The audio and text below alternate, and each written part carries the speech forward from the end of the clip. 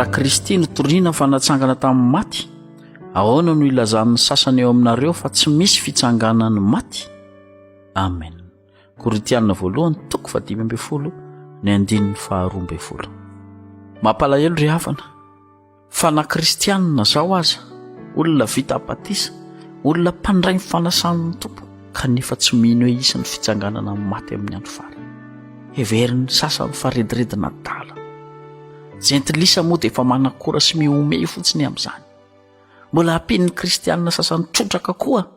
Misy ao atokantrano ao dia mifandevilevy amin'izany ny zanaka sy ny ray aman-dreny rehefa samba ny vomba nahita fianarana ny zanaka. Nianatra any amin'ny kilasy universitaire dia manomboka samy joro fa tsy misy Andriamanitra ary tsy isy ny fitsanganan'ny tena ny maty. Miaina amin'ny siansa sy isan'ny fiainana, very daholo ny batisa masina, very daholo ny finoana velona tany amin'ny sekoly alahady, very ny fanantenana tany amin'ny fianarana mpandray fanasan'ny tompo. Fa tratra ny saina izao tontolo izao sy ny fisaina n'izao tontolo izao manohatra ny fitsanganan'ny tena ny maty. Ozy ny sasany hoe rehefa maty ny olona dia hatreo. Misy mitady olana isan-karazany ahoana ny fomba hitsanganan'ny olona efa potipotika tany an-dranomasina laniny atsantsa amin'ny maty. Anga zany ny fomba fananganan'i Jesosy amin'ny maty amin'ny andro farany. Raha hainao ny fomba hananganan'i Jesosy ny olona amin'ny maty dia hainao ny mamaly azy. Fa tsy takatra ny sainao Jesosy. Ny zavatra kely fantatrao, izay fara-tapahaizana hainao teto amin'izao tontolo izao, any am-paladian'i Jesosy zany fafantaro androany.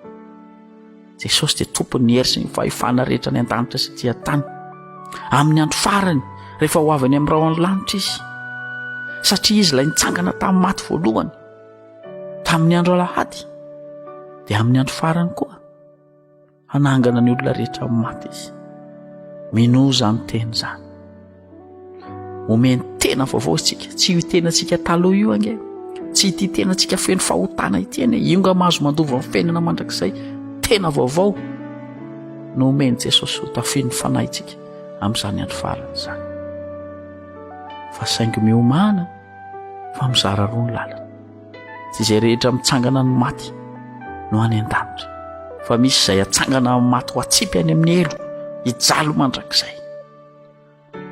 Ireo tsy mino, ireo manohatra ny fitsanganan'ny tena ny maty, ho atsangany Jesosy amin'ny maty izy ary ho ataony Jesosy fahavolombelona ny fijaliana any amin'ny fahaverezana mandrakizay izany olona izany.